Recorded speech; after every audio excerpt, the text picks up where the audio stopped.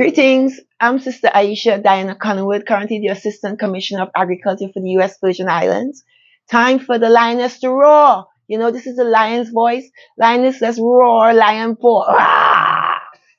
Yes, this is Tippy I. The time has come for the lions to tell our own story. You're listening to the Lion's Voice vlog. Respect and love from St. Croix VI to the world. Rastafari. So I followed my grandfather around a lot. He was a wise man who did not have a formal education. Okay. So I've learned from early that education is everywhere. And just because you're formally educated, it does not mean that you don't have the needed knowledge to be wise and valuable and a contributing, person in our society. So in terms of education, that set the standard for me because I don't judge based on the degree.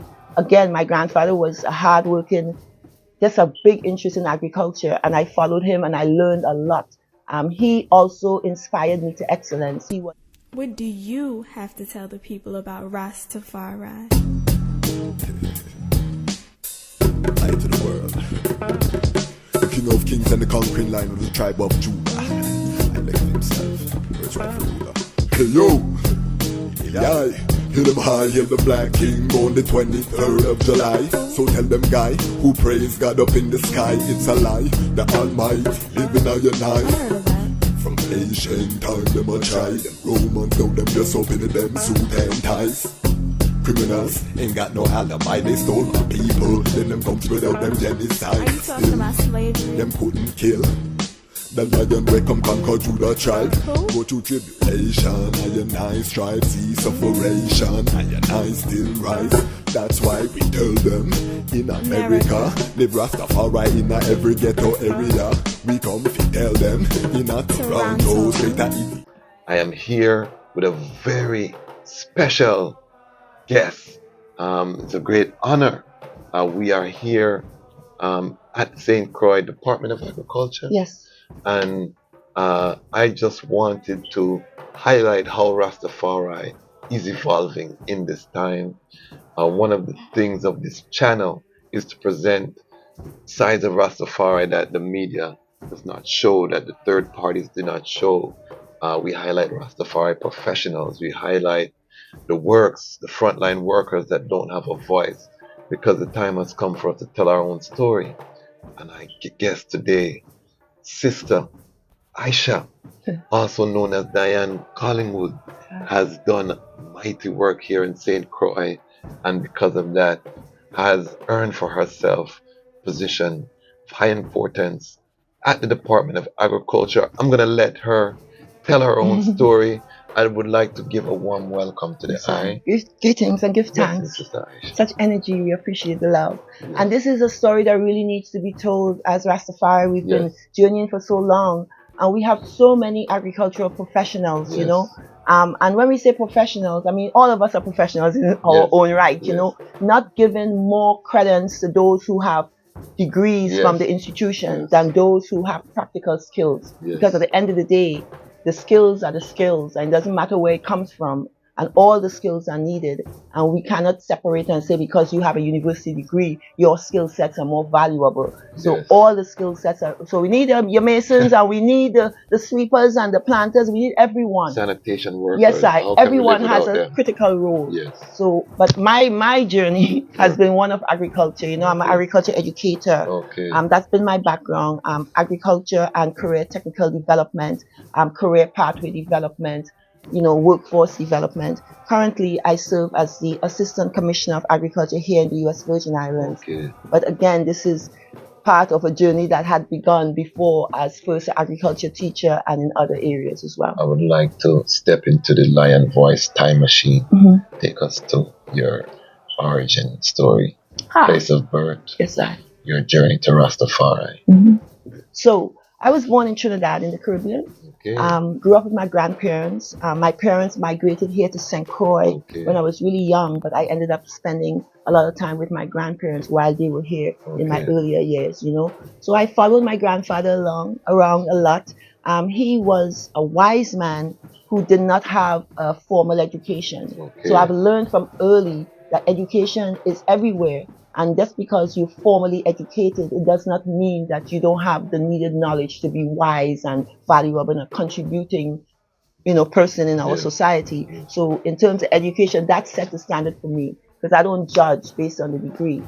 Again, my grandfather was a hardworking, just a big interest in agriculture, and I followed him and I learned a lot. He also inspired me to excellence. He was a follower of Emperor Haile Selassie, and he really respected. He thought he So was he just the he most. was he a Rastafari? No, no, no, no, no. He just No, he loved just the had a lot of emperor. love and respect for the emperor. And Okay. growing up, I knew about His Imperial Majesty. I Okay. read a lot about him.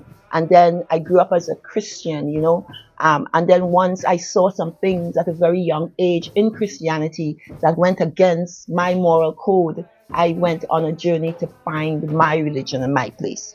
1 week I'm Buddhist, 1 week I'm Adventist, one I did all of those things, but then I really found Rastafari, and Okay. how I saw it is as the emperor set an example, a global example, where I can see myself in my imperial light. It's like, growing up as a black sister, everybody always say you're not good enough, you're not, you always get down.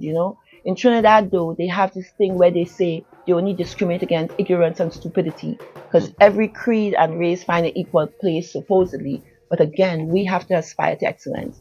So I'm thankful that I had that in my life at an early age because for me, Rastafari was something I say A1 style. And if I'm going to do it, I'm going to do it right. If I'm going to go to school, I'm going to get all A's. If I'm going to wear the shoe, it's going to be the best shoe. If I have children, they're going to be the best. They're going to have the best.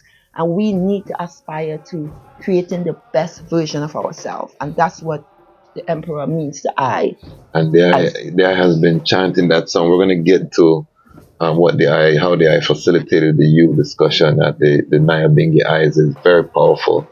However, how old were you when you put on your covenant? Christian girl, were you perming your hair before? No. I was always natural. I used to be a Okay. tomboy. So I had a Okay. short.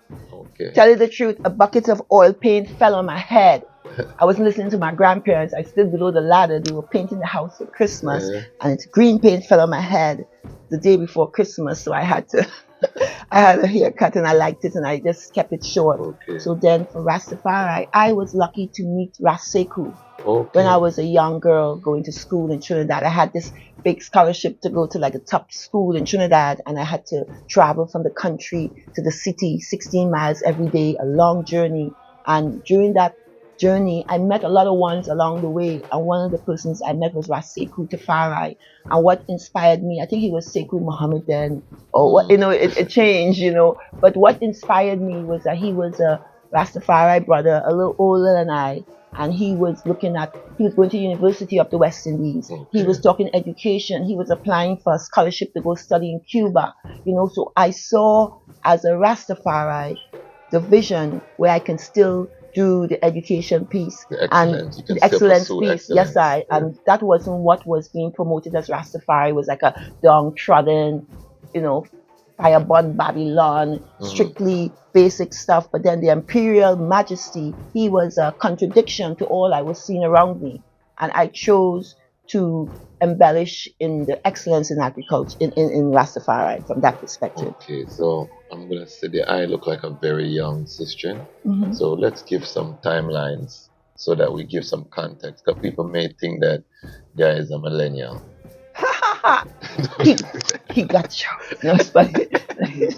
No, but give some. When was this? When you were first putting on your covenant? What year? This was in 1977. 77. Yeah, and I was really, really young. My parents were living foreign. I was taking care of my grandparents, and they thought I was going crazy because I used to come out to Babylon every summer and Christmas, New York, and visit my family. So I had all the appropriate gear. I had the croquettes and the knapsack and the lee pants and the zipper the hoodies. And I used to be really fly back then, right? And then what I did is that one Friday, I had made plans that week. So the plan was during the week, I was going to sell all my garments, and I had a seamstress made me strictly cultural wear, head to toe wrap. So I went from going to the market last Saturday with jeans and a knapsack and a red and white shirt to strictly African grab with my head wrap and long dress and sandals and the whole thing. And my grandparents thought I was going crazy. crazy. They thought I was going crazy. So family, and the Lion Pride knows what I'm talking about. Just to give some context, I was born in 1977, so she's not a millennial. So don't try to find our DMs and jump in the Ayata DM about Red Tete. Yes, it's all Rastafari. This is a mature Rastafari sister who has a journey, and we give thanks for sharing. So, Yes, so that I know, put on your covenant. The family is rebelling. You know, what was the next move? Were you were in university? No, I was at the school, high school, like Still in you know. high school? Yeah, yes. I was just. Me don't want to tell you your age, you know, but I was in. Yeah, I wasn't even a teen as yet when I first put on my dress. I was just getting into my first teenage years. So obviously my parents were. My mom is a nurse and my dad works at the oil refinery. So they came swooping down to the island and they grabbed me up and they cut my hair and they brought me to St. Croix to live permanently. I went to school here in the 10th grade to the Seventh-day Adventist school here, and it was odd. Where I lived was in Mumbiju in Frangipani in the park. And in that park was strictly Rasta vibes. So they were strictly Rastafari, even more Rastafari. I had older sisters who were trotting Rastafari. Everything was there, you know. So I went to the Seventh-day Adventist school, but the damage was already done. You know, I was a Rasta woman, true and true.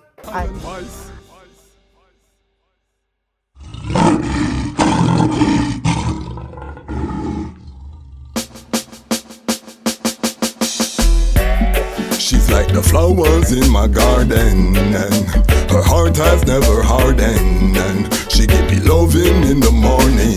Babylon, you are go far without no warning. Black woman, I said I wanna be your lover, and I don't want any other. You alone, I could be my children's mother. But no struggle, so we both could help each other, and then I wanna be your lover, and I don't want any other. You alone, I could be my children's mother. But no struggle, so we both could help each other. Started in the village, now we in the city. Journey where we have together, everybody see. Spent a little time out in captivity. Babylon, their plan was to destroy the family. Still I want you to bring a child for me. Maybe in the spring when birds are sing lovely. Maybe we could plan to have a summer baby. I can be the man that you depend on. Put the pen to the paper, made a love song. Babylon, they separated us for so long, and the reason that they hated us was so wrong. Still the most High, he created us, we so strong. Then same Kushite and the Dogon. Love your melanin, no follow for them program. Black woman, me not go pass on you for no one. No one, that's my slogan. Black woman, I said I wanna be your lover, and I don't want any other. You alone, I could be my children's mother. But no struggle, so people could help each other. Then I wanna be your lover, and I don't want any other. You alone, I could be my children's mother. But no struggle, so people could help each other. She's like the oxygen in my flame.